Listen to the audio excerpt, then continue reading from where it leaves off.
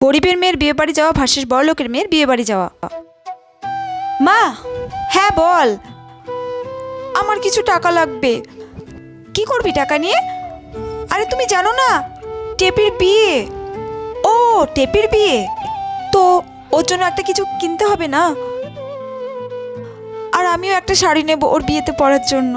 না না, ওসব শাড়ি টাড়ি কিনতে হবে না, আমার বিয়ের বেনারসিটা আছে, ওইটা পরেই চলে যাবি বিয়ে বাড়িতে। আর তো দিদির বিয়েতে অনেক কাচের বাটি পেয়েছি, ওখান থেকে একটা দিয়ে দিস, বুঝেছিস? মা, বিয়েতে কাচের বাটি দেব? তোর বাবা কি চাকরি করে? আমরা দিন আনি দিন খাই, এর থেকে বেশি কি দেবো বলতো মা? ঠিক আছে মা। বড় লোকের মেয়ে।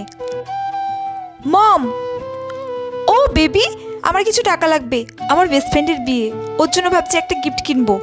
ও বেবি, তোমার ফ্রেন্ড মানে সেই মধুমিতার বিয়ে? Yes mom. আচ্ছা শোনো, তোমার অ্যাকাউন্টে আমি টাকা ট্রান্সফার করে দিচ্ছি, তুমি ওর জন্য একটা সুন্দর দেখে গোল্ড জুয়েলারি নেবে, আর তোমার জন্য একটা দামি দেখে লেহেঙ্গা নিয়ে নেবে। Okay baby?